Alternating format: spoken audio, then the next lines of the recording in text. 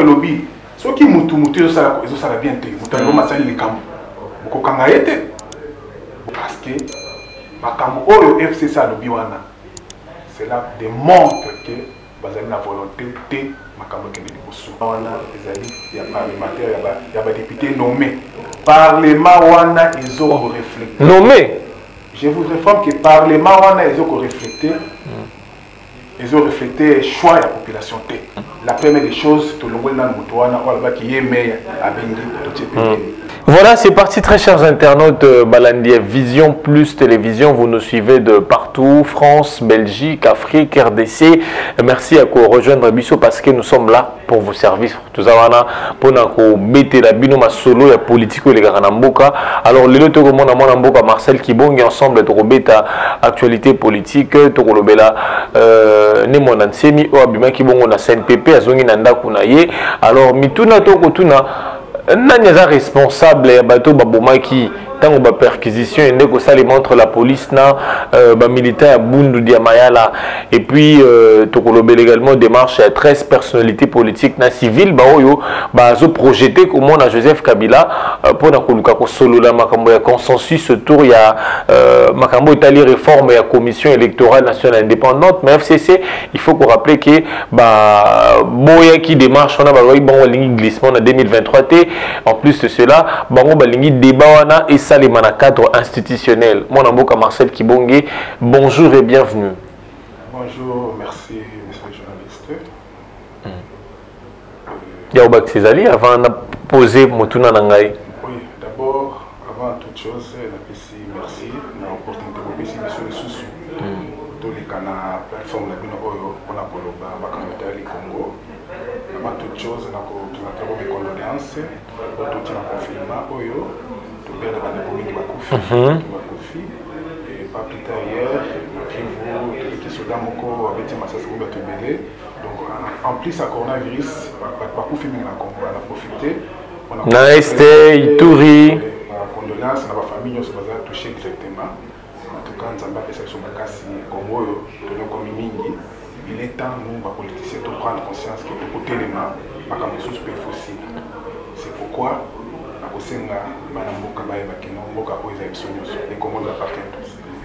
il n'y a personne qui est plus congolais que nous.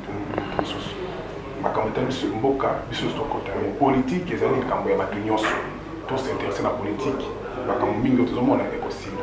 Voilà tout ce que je peux donner comme message au peuple congolais, à la diaspora. Alors, mon amboka Marcel Kibonge, Kobanda, lobby lundi 3 août, mon amboka Nemo Nansemi, chef mouvement politico-religieux Bundu Diamayala, à la laïda Nakunae, à l'ongwe na CNPP, place Panda Kotalae, Baba Zayna problème, il y a moto penza, vu à Makambo et les Kaki, mais Motuna Tokotuna, mon amboka Marcel Kibonge, Lilo, Nanyaza responsable, ya Bato Bakufaki, na moi Kobenda na Isaïe qui a entraîné mon Nansemi, na ba élément à la police. Bon, d'abord, Yomoto Oti Koloba, mon Nansemi a qui a zaki l'hôpital, à l'hôpital à Zonginandako. Et à Oti l'hôpital, mot classique, à Oti ni Mamaimbo, à Oti ni Galema, à Oti l'hôpital, mot spécialisé. C'est-à-dire à Oti na CNPP, à zaki na problème à moto. Alors, il est vrai que avant qu'on ait un hôpital, je ne vais pas individualiser ma commune. Mais mon ancien autorité morale et un mouvement Bundu Diamayala. Donc, responsabilité est alliée à un mouvement. C'est vrai qu'il y a l'idée de l'instigateur, nous avons incriminé les alliés.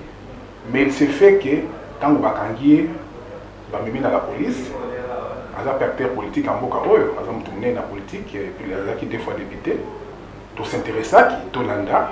Nini et Kaki. Donc, la police a démontré que tout n'a eu la bienté, qui n'a pas monté la bienté. C'est pourquoi, pour ces naïs salama quitté, Bakamati, Batindi na hôpital spécialisé pour battre la Makambo ya moto. Ce qui fait dire que Makambo et le Kakiwana est commis une situation très délicate. Asala Kiango na mototé.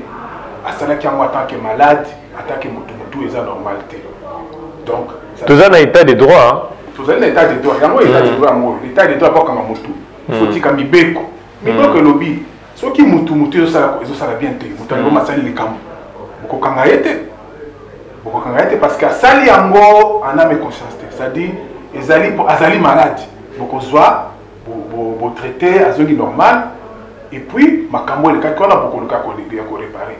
Raison pour laquelle Bakanga qui est bazongi c'est l'hôpital nda connaît bon c'est pas bon c'est ndenge zalaki mais ba dégâts ya salaki kaka écoute kaka na ba dégâts oyo mutu ali bon bakosa na mboka et l'équipe est néanmoins non babo ki ngona maye wo bon na lobi te ka ba ki ngona maye mais nga na sala analyse lokola mutu nyosa ko sala intellectuel ça libre mais dernière décision écopé ça na justice ba ko analyser dossier na médical na ye batala si réellement tout ce qu'il a fait c'est parce qu'il est malade ou soit il y avait un acte de bonne foi derrière ça pour batailler les morts au sein du moi Marcel on dirait moi rapprochement mon corps et ça les montre président de la République en fait Fachi nani monantemi à voir tout ce qui se passe à Salimabe bakene na CNPP pour na bato mususu on dirait CNPP za loi moi Libye moko oui c'est bon. C'est bien beau de dire ça, il faut les prouver.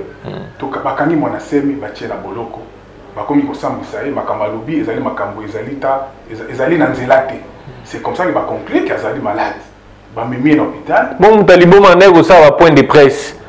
Avant bakanga on va mamoner ça va point de presse. Ah lobeli mokonzamboka, lobeli Kabila, lobeli ba mbongo ne balia, lobeli banda kuna nyoso wana. C'est ce que je dis. Azalera liboma. Tout autant le rapport médical n'a pas Koloba. Parce que les bons mais à degré différent. Premier degré, deuxième degré. Tout autant le degré nini, les bons mais salaki et puis bah ça le lien entre acte posé na degré les bons mais pour bataille si réellement makamususu avant ça la tout en étant consciemment ou soit na ça qui est bon. C'est là où maintenant il y a la difficulté. Il faut trouver bakotia ligne de démarcation entre makambo salaki est-ce que ça qu'on a qui liboma ou soit à profiter qui na moita wana asala ba bevi wana pour ba tia on a contre liboma c'est là où je demande que non il faut justice ça na musala et ça na makasi parce que eloko tozo bunda na mboka oyo tolingi makambo impunité te ceux qui mutu asali mabe a mérité etumbu ce n'est pas à cause de calcul politique botali qui mutu azali na popularité bondo botika non non.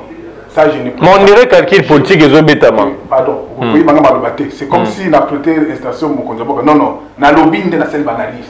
Ce qui t'es pas na pouye on a besoin de calcul politique et zobetama. T'es quoi pour la position, t'es la seule analyse. Ce qui est ali position na yo, etikali ayo. Biso to boinde justice à deux vitesses. Moto sali mabe asenge na etumbu na ye. Bokangi kamere botiki mona nsemi. Ah, yango na boyaki koloba ke nonga piste so na te ozoluka olobisa makambo na lobité ngai na tikali objectif to boy justice à double défense so les objectifs déjà observer asalaki mabe pour mutu na ezalaki malamu te là on comprend mais ezala te po azali na boye non non tout ça mais de toute façon to pesi confiance na justice na biso dossier na ba plan de long de près tous les rapport médical na au CNPP kopesa ba l'accès réellement azalaki maladie et est-ce que ba acte à posaki ezaki pousser na maladie wana ou soit asalaki en âme et conscience pour azwa et tumbu na yo seneli pour batu ba kufi batu ba kufa pa la boite to boy ba bloko impunité to boy o asali mabe quel que soit rang politique na quel que soit degré popularité na asengi na tumbu lokola batu nyoso. Mon amour Marcel Kibongi bon atazo ozoboya koloba makombo susumé to sauter en to kangi pas journal to peut-être prochainement.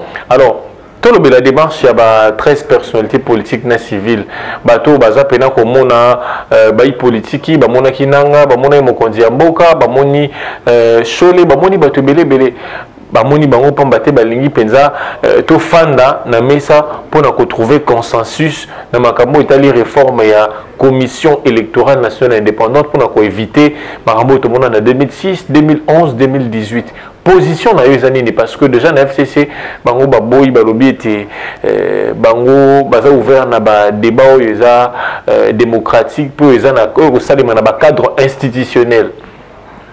Bon rappelle à saluer l'initiative wana va 13 personnalités wana parce qu'il n'y a pas que des députés pas pas de députés politique.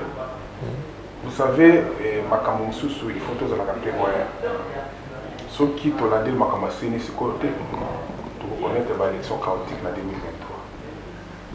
C'est vrai nous sommes en démocratie et nous sommes en cash. Nous sommes en état de droit. État de droit, c'est libéco, ils ont le colon à bateau. Ce qui est une logique à état de droit, c'est-à-dire libéco, le colon à bateau, makamonyoso et le cadre de l'institution, pour tomber dans l'élection chaotique en 2023. Parce que le FCC a le biwana. Cela démontre que vous avez la volonté de Makambo Kende Liboso. Alors, il y a toute négociation, il y a sur le cadre de l'institution, ils ont raison. Mais pourquoi les 13 personnalités, on a Baboy et les Baboy peut glissement. Pourquoi les 13 personnalités Baboy? Parce que Bayebi, avec majorité, aux Maboko FCC, et l'oko ya Malonga et Koubima na Parlement, on a Izade. FCC a un agenda naïe. Bango, nyoso bazo sala, eza pona bolamo ya Kabila. Nyoso bazo sala, eza pona komi protéger na mama benyo so basalaki. Alors n'espérons jamais que ceux qui est là comme électé dans le cadre institutionnel, c'est-à-dire que dans le Parlement, et que ça a bénéfique pour la population. Donc, mais moi, je Marcel, je a raison parce que les députés, il y a un groupe de 13 zones. Les députés civils peuvent bazali. La personnalité civile peut bazali. Dans l'ligne de l'Omboka, vous avez que Parlement, pour ça, bien côté, ils ont lieu indiqué. Les députés ont des propositions pour la c'est ça qu'il y a dans le lobby. Majorité. Parce que dans le lieu, il y a des négociations pour nous, ils ont besoin de créer des concertations, des dialogues, des Sun City. Tout le monde a déjà des formes. C'est ce que dans le lobby, tous les victimes de l'élection au 2028. Parlement, il y a parlementaires, il y a des députés nommés.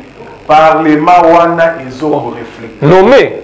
Je vous informe que Parlement, ils ont réfléchi. Ils ont reflété le choix de la population. Je l'ai dit avec... Vous assurez. Vous avez convaincu. Vous avez convaincu combien de fois vous marché à Ouabalabi et le Koyo Tolingi à Moté. Bango Balobi, le ciel va plus tomber au Bem Nakol Bakango. C'est-à-dire, la population vit au Boy et le Koyo, mais Bango Balobi au Pessa Moto Samona Makasi. Vous pensez que Baton vous allez pour défendre la population. Et ça, Parlement, moi je l'ai dit parce que c'est autonomie, ceux qui ont nommé, c'est que Félix va nommer. Tu vois, c'est là où ça nous rattrape. Mais la réalité, nous savons que le Parlement, ils ont des députés nommés. Il y a un nyonso bazo sala, ils ont pour la population. Ceux qui ont tiki, la négociation et les canaliers au Parlement, en tout cas, ils ont comme un copimate. Tout le monde est comme un malon, tout le marche, jamais tout le monde. Vous pensez que les émanation peuple? Et bon, ça va parler mes amis. Ceux qui ont confession religieuse, si la discussion. Il y a un parlement, il y a un parlement. Parlement, parlement qu'on entériné. C'est que le Moussa. En tout cas, ça qui Moussa. Mais dès lors qu'il y a un soulèvement populaire, vous devez vous remettre la question, mais qu'est-ce qui ne va pas? Oh, il y a ça les a pour la peuple. Mais boni peuple, il y a soit télémé du Camboyango. Le quoi le peuple a télémé. Pour faire des sermons, tous à la précédé. Mais quand il s'en fout même de la révocation de la population. Il y a un RDT. Aussi, toujours un courage politique. Il y a comme ça, au-dessous du Parlement. Et là, il y a malheureusement toujours continuer à perdre du temps parce que Bango baza la mission la Bango Ebani. Mission la Bango pour empêcher Félix à rester dans la loi. Ba créer ba loi, ba kokoti sa confusion pour tout que les bosote. Tout le bas qui peut te zo kokoloba. Mokondi amboka, zoa courage na yo. Je sais que ça demande des moyens dissoudre le parlement wana. Tout le monde va payer mingi baliki na banzela wana. Dissoudre le parlement wana et qu'on permettre au salam musala na yo. Voilà c'est quoi comment le cas c'est quoi tout ça la négociation papa. Donc, il y a une négociation, un dialogue à dissoudre le Parlement, tout ça, l'élection anticipée, les moyens, on aura toujours les moyens. Pour tout Bimisa, les députés, ils vont défendre valablement l'intérêt de la population. Tous les qui s'attendent voter, c'est le moment, c'est le moment. Dans les cas de moquer, les gens vont créer que non, glissement. Pour que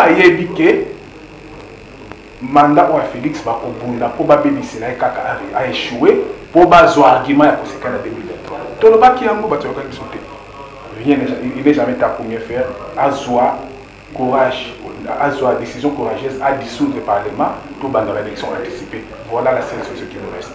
Moi mboka Marcel Kibonge olobi bongo mokonzi ya mboka à dissoudre le parlement, mais pour na ko dissoudre le parlement oza politicien monene eza na ba préalable oyo constitution esengi pour na ko dissoudre le parlement. Pe na zongi sima tango moi banyungu na ndezaka nyo so tango so la mugala sisi na cash ba bundaka toujours eza libala mo bana babala na kimie za la raté. Alors moi na mboka Shadar ina point de presse pour basala déclaration balobi na ba partenaire na bango bozali bo se prononcer ce bomoni bolembi coalition bo se prononcer bo katsa na ngambo ya cohabitation. Mais si les lobes se prononcent, ceux qui toquent la cohabitation, na esprit à Batoyo, le voilà n'importe et bon, ce que le Parlement n'est pas bongi. Ceux qui toquent le Parlement, to contrôler l'élection qui normalement, population à cause de la valablement représentée dans le cadre du Parlement, et au moment où la décision nyonso, oyo et comme dans le Parlement, et on a rencontré à certaines populations. C'est comme ça qu'on sait reconnaître que nos parlements, ils allaient vraiment, ils ont miroir, ils ont tala, ils ont reflété désir à la population. Tant que comme on a chaque fois parlement a une décision peuple, télémé tamot qui est dans le parlement. Baza complicité il y a peuple na base na ils ont enquêté. Tout réfléchir deux fois trois fois. Mon konza moka constitution les clair là-dessus. Ceux qui présentent les lois pour ça pour ce parlement, moi je pense que. Mais on peut si m'expliquer la population, on n'a pas dissoudre au parlement, bah préalable ni mobeko de Kondi et Sengi. En cas il y a crise persistante, il faut que Mokondi a procédé à la décision. Crise persistante entre l'institution nini parce que jusqu'à présent, exécutif national, l'Assemblée nationale. Crise des athées. Exécutif na Sénat, crise des athées. Tout le monde a mabunda ilunga mwamba kitoko. Crise des alaki, ba occasion des alaki où il fallait saisir à mais le col azam moto ya bosembo a pesi ba mosu seconde chance pour te tenir bosso. Et moi je suis sûr dans la qui discours à Mkonzamboka le 30 juin aza déterminé.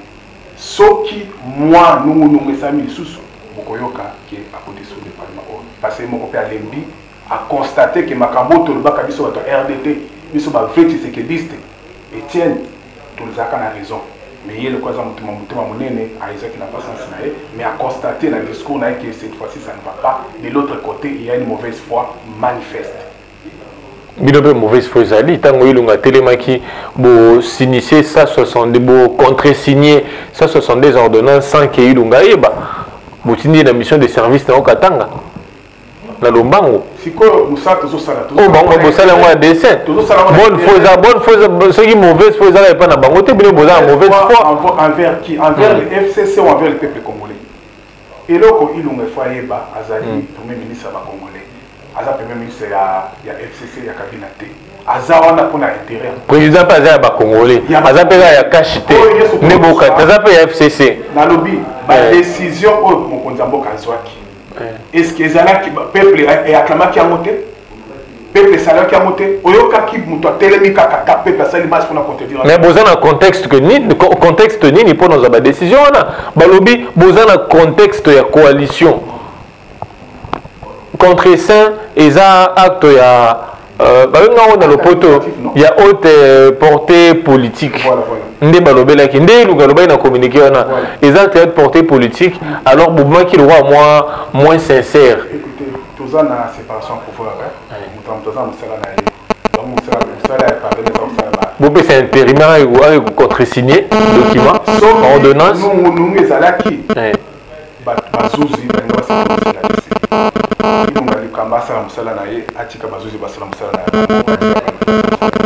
ye hier a commis zuzi po aya kolobake oa basali soka mona quelque part va venir mibeko aki ko saisir la justice a présenter problème c'est ce qu'on doit faire mais yo ko le kaka olongo premier ministre ko bien mozuzi en principe ça la boy pendant que tu as dans la situation bozé décision moké na kinga katité pour bola c'est kinga katité décision bokozo yango c'est ça les mara faut que kinga katité avant et ça les bonne mentalité wana la première des choses to longoli na mutu wana wala ba ki yemeya abengi to tshepeli mboka oyo ikoza la prise en otage te na groupe ba tout moko boye papa to mona wapi lelo avant bokonza mboka azo décision il faut ba kinga katité il faut boye mais besoin en coalition coalition wana majorité na bino ici même pe na bango parce que bon bango basimbi majorité parlementaire wana tout ce que nous allons faire il faut aboutir la bien-être de la population tozana pour na satisfaire kabila te pour na satisfaire ba limité ba chadarité tozana pour na satisfaire population soki bango bakangisa ba na gouvernement pour na préserver l'intérêt bango égoïste en tout cas to marcher ndenge wana te il y a la majorité populaire tozotala bango chaque jour que la majorité populaire et l'équipe va commencer à passer la kiwa. Bien on va intimider bango pour ça. Effectivement non. Ceux qui peuvent intimider c'est qu'il y a quelque chose. Biso population. Peuple était bango ba bino bomu intimider bango. Pendant que Chada était dans marche bango que bino bomu intimider bango. Ah bon na moni le langage a changé. Ba langage toza tenir en position et comme que na monoko na bango. C'est pour dire que non mo qui les changeaka. Qui pouvait croire que ba tout le ko la ba Chada ba nemi. Na yemoko Kalev Atamboli a réclamé ta détour. A réclamé intimidation. Intimidation égalité. Félix a intimidé tout. Mutazo intimidé Mikolo le peuple. Peuple a télémi a intimidé Mutunyoso. Oh nyoso a koluka a sala makambo au peuple a sepe na moté a kokuta na peuple anzela. Peuple a commis assez à la moki. Peuple a télémi. On en a marre avec cette majorité fabriquée de toutes pièces dans le Parlement. La vraie majorité de la majorité populaire. Chaque fois que on a décision mon côté les bimi ils ont plaire à sauter tout côté les mafia tout cobaré yango des besoins comme ça na balabala to empêcher à malonda to empêcher ba loi mina kuna sakata to ko kenene ko la vraie majorité c'est la majorité populaire et là on est rassuré bino qui bon empêcher à malonda parce que jusqu'à présent président c'est la République qui m'a communiqué pour dire que non à investir malonda té tout ça la suspense biso nyonso. Et là, on est rassuré que vous bloquez enterrement et malonda. Tout ça là qui d'abord marche pour dire que tout beau et le koala, déjà le koala avertissement. Est-ce que le président est au Kibino? Tu vois qu'il te passe quasi une décision. Sauf qui va mais qui ça le contraire, moi je pense que ce sera le chaos. Bon, tout mon côté. Qui n'a pas dit que faut une dimanche. À côté défier non, c'est comme quoi qui n'a pas dit. Tout mon côté à côté défier peuple congolais. Tout le bien à mon konzamboka et le koala et les caté. Dernier des yeux, c'est pas et les catés fan à tout boy, tout collecte bon que nous la vraie majorité de la population. Tout ça sur la taille pour qu'il n'y ait pas parlement parce qu'il n'y a rien de bon. Changer constitution. Il n'y a rien de bon qui sortait dans ce parlement là. Tout collecte bon que volonté pour la population ça prêt à cobarrer bien on a chemin avec une majorité fabriquée toute pièce au bout de en otage. Et là qu'on a un malonda et collecté. La loi est maintenant. Ce qui va gagner, c'est que bombi en mobile aux distrait. Tout côté qui n'a jamais causé la distrait. Tout Kolanda, Makamana de prix et collecté. La loi est maintenant collecté. Malonda collecté. Tout ça la Makambo. Oh yo peuple c'est peine n'amo. Moutou mon côté a un droit pour imposer peuple loco. Souverain premier à peuple. Bah pour ça la oh yo tolingi parce que besoin de tout avec mamoana. Voilà ce qui nous. Pour ni bino ba communicant, ba communicateur, tout ba cadre ya cash. Boza kotala na direction mo tena mokonzi mboka parce que na Brazzaville tant ba tuni likambo FCC cash alobi que non libala ngo ko vivre ko tenir penza mais na kolanda bino on est besoin pour se kata na route ta lobi na tongo effectivement biso toza ko sécurité toza bana oyo totika na philosophie boza boto cité bozo to satatate tata za tsinsekedi biso toza tata za fachite fachi za président d'honneur fachi azawana biso ndi tuchaki wana biso tokoka fachi te fachi ndi akoka biso bino bocheki to kabila mutacheki fachi tokosa biso tokosa fachi te nazolo ba biso ba tsekedi ya Etienne oyo fachi tochaki ye akotosa biso pe azokontinue kotosa biso la preuve aneke fachi akendaka na Genève basale ba biloko na bango ba misi fayulu ye pe applaudir à s'incliner to telemelaki ye to lobi to boye biloko wana atosaki biso a retiré signature na ye pe lelo aza kotazali si pour vous dire tokokende kaka na logique wana tokotosa fachi te fachi nde akotosa biso peuple biso nde bakonzi na ye biso nde totiaki ye wana Voilà les vrais messages. Mais Sengeli n'est pas à la coalition, peut être à la bateau, en partenariat, en accord. Acte la bangote, acte la bisso, accord de comme ça que le président de la République était, bisso n'est comme c'est le président de la République. Je l'ai dit, je le dirai toujours, bisso to koto sa fatité, fatinda koto sa bisso, pour y aller battre le d'abord. À l'accepter déjà près de koto sa bisso, à continuer koto sa bisso tisoka. Bisso tous encore la bisso théo, autorité morale, le biboyer, tout s'incline, non. Biso totika la vision oyo kondo tseki datike la biso ni to respecter yango état de droit na biso na fachi to za mulongo moko yazo landa ligne etienne article la biso ko landa yango biso makamba lelo ezala kate biso ezali démocratie tokenda kuna te toke to komo fuka mela te beton tokenda kaye aso ni fachi ce sont nos encouragements to sala yango mais tant que la messe to bisa vérité to bi awa to boyi sala boyi. Si on a l'accès aux difficultés, ok, biso mo to ko bonde bitumbana, yo sala bo to ko bonde yango.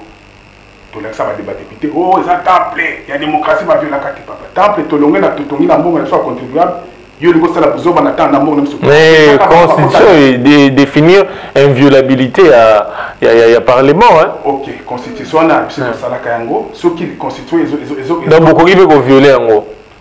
Constitution na biso nde to plébiscite kango epima eza ya biso mais faut boto ça on aura bino ko sala un règlement d'ordre intérieur papa lobi que non na 22h moi mo so ko na nda côté mais comme 23h papa fongo li porte donc le règlement yo tatsaka ko buka ngoy moko sikoyo bakolo constitution to moni que non to yokala ki ndenge wana mais mwana moko to cheki kuna azolinga iba akenda libana to côté limela yango d'abord.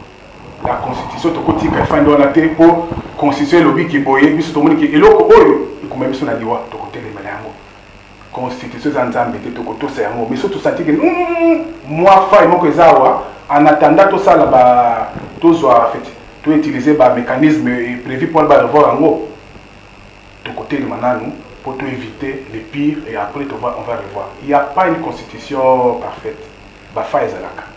Alors, il ne faut pas que les gens profitent de la faille pour passer la biso makamno non to côté les matosa biso toza ba bouclier RDC to côté les camions sur les prix et donc ko les katé fati à côté sa biso to côté sa été à côté sa biso yemo ka lobaka asala ka oyo biso botinda kai au moins différence ya biso na bato FCC yango wana comment on voit Marcel Kibonge tout audio boton dipenza na pena sepeli mingi en tout cas na sepeli na émission oyo so bato ba interpréter mabete toyaka awa tosalaka ndi peuple tosalaka mutu te biso tolobaka faci de to po to eza baencouragement topesaka eza président d'honneur na biso eza po to adoré te eza po to accompagner na bébétise te notre président d'honneur faci que nous aimons beaucoup alingaka flatérité alingaka tosala baremarque tocritique yango mosala tozosala bato bakanisa ke tozosoutenir à boto ça rappelle constitution tokotosa yango te suka pe tozoko veiller que bato pe batosa yango po mboka ekende liboso. En tout cas na pesi bino merci na occasion pesi ngai bana mboka to simba na maboko c'est vrai que prise oyo esali mongo mebele mais to simba na tozala éveillé mongo na kokota te tsiki datikela biso mboka oyo mumba tikela biso mboka bako batikela biso tsiki datikela biso o kabila tikela bino pe tozo continuer na lit o kabila tikela bino pe kabila tikela biso tozo continuer ko préserver yango po bana biso bazala bien na yemo kabila na bana na bazala bien père de la démocratie hein mutu saza libre ko asa libre ko bibenga ngali alternance ya yambo bando botanga ba liboso mon président sortant entrant c'est les fruits de notre élite to bondi mingi baninga na ba kufi mingi je salue même la mémoire ba kufaka mingi pour la kambango et l'autre za vainqueur. Merci beaucoup, Bana Yamboka, très chers internautes, Balandia Vision Plus Télévision. Comme je l'ai dit, vous nous suivez de partout. Bouti Kolanda Bongo, Masolo Yamboka, Toso Yamona Mboka, Marcel Kibonge, Azali Bongo, cadre, il y a RDT Rassemblement des démocrates tshisekédistes. Alors, merci beaucoup. Nabino Banso Bozuli, Bakoya Kolanda Ngo, Tokotani Bongo, na numéro Izalikoya.